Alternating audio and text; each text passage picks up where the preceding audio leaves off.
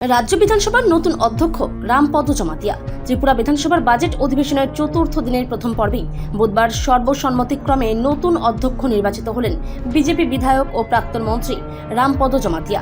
প্রাক্তন অধ্যক্ষ বিশ্ববন্ধু সেনের প্রয়াণে পদটি শূন্য হওয়ার পর মুখ্যমন্ত্রী অধ্যাপক ডক্টর মানিক সাহা ট্রেজারি বেঞ্চের পক্ষ থেকে তার নাম প্রস্তাব করেন। অন্য কোনো প্রার্থী না থাকায় বিনা প্রতিদ্বন্দ্বিতায় তিনি জয়ী ঘোষিত হন। নবনির্বাচিত অধ্যক্ষকে অভিনন্দন জানিয়ে মুখ্যমন্ত্রী তার দীর্ঘ রাজনৈতিক অভিজ্ঞতা ও নেতৃত্বের প্রশংসা করেন। তিনি আশা প্রকাশ করেন, রামপদ জমাতিয়া নিরপেক্ষতা বজায় রেখে বিধানসভার কার্যক্রম পরিচালনা করবেন এবং তার কার্যকাল রাজ্যের রাজনৈতিক ইতিহাসে এক উজ্জ্বল অধ্যায় হয়ে থাকবে। বিরোধী দলনেতা জিতেন্দ্র চৌধুরীও শুভেচ্ছা জানিয়ে বলেন, জমাতিয়ার সঙ্গে তার দীর্ঘ রাজনৈতিক ও সামাজিক পরিচয় রয়েছে এবং তার নেতৃত্বে বিধানসভার মর্যাদা অক্ষুণ্ণ থাকবে বলে তিনি বিশ্বাস করেন।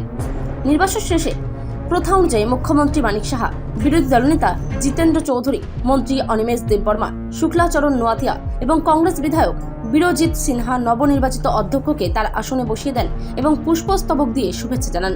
এদিন উপাধ্যক্ষ রামপ্রসাদ পালও নতুন অধ্যক্ষকে আন্তরিক অভিনন্দন জানান।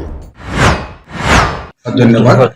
আজকে অধ্যক্ষ হিসাবে যে 2026 সনের 18 তারিখ মার্চ দুপুরে আমাকে ভারতীয় জনতা পার্টি এবং অন্যান্য যারা দল আছে আমাদের যে বিধানসভার সবাই মিলে এক বাক্যে আমাকে ওনারা এই টেবিলে এই চেয়ারে বসিয়েছেন, তার জন্য তাদের সবাইকে আমি ধন্যবাদ জানাই।